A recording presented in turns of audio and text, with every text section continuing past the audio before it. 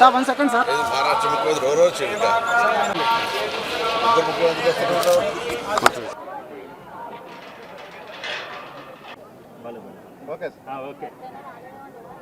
తెలంగాణ రాష్ట్ర ప్రభుత్వం దేశంలో రోల్ మోడల్గా మార్గదర్శకత్వంగా ఉండే విధంగా కుల సర్వే నిర్వహించింది. ఆ కుల సర్వే కార్యాచరణ భవిష్యత్తులో చట్టం చేయబడి 42% బలహీన వర్గాలకు స్థానిక సంస్థలతో పాటుగా విద్యా ఉపాధి అవకాశాల్లో రిజర్వేషన్లు కల్పించడానికి మార్చి మొదటి వారంలో శాసనసభ ప్రత్యేక సమావేశాలు జరుగుతున్నాయి. కేబినెట్ తీర్మానం అనంతరం సభలో చట్టరీత్యా చట్టం చేయబడుతుంది.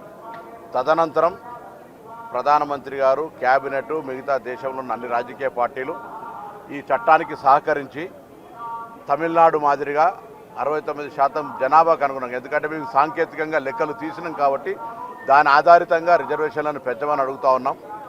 సో తప్పకుండా కేంద్రంలో ఉన్నటువంటి పెద్దలందరూ, తెలంగాణ, ఆంధ్రప్రదేశ్ నుంచి ప్రాతినిధ్యం వహిస్తున్నటువంటి బీజేపీ మంత్రులు కానీ, నాయకత్వం అందరూ కూడా కలిసి ఈ దేశంలో మార్గదర్శకత్వంగా జరిగిన ఈ సర్వేను దేశవ్యాప్తంగా ప్రజలకు ఉండేటువంటి ఒక మార్గదర్శకత్వంగా ఉండే ఈ యొక్క సర్వే తెలంగాణలో 42% బీసీలకు రిజర్వేషన్లకు కల్పించే ప్రక్రియకు ఆ భగవంతుడు సహకరించాలని ఏడుకొండల వారిని ప్రార్థించుకుంటూ, ఏడుకొండల వారు తప్పకుండా ఆ దిశలో తెలంగాణ చేపట్టిన కార్యక్రమానికి నిండు ఆశీర్వచనం ఇచ్చి బలహీన వర్గాల సంక్షేమము, ఆలోచన, వాళ్ళ అభివృద్ధి కొరకు కూడా ఆ భగవంతుని ఆశీస్సులు ఉండాలని ప్రార్థిస్తూ ఉన్నాం.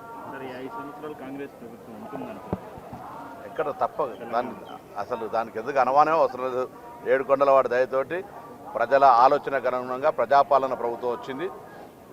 5 సంవత్సరాలు కాదు, 10 సంవత్సరాల పాటు ప్రభుత్వం కాంగ్రెస్ ప్రజలకు తెలంగాణ అభివృద్ధి దిశలో తీసుకుపోయే విధంగా, రైజింగ్ తెలంగాణ దేశంలోనే అగ్రభాగాన నిలబడే విధంగా మా కాంగ్రెస్ ప్రభుత్వం కొనసాగుతుంది.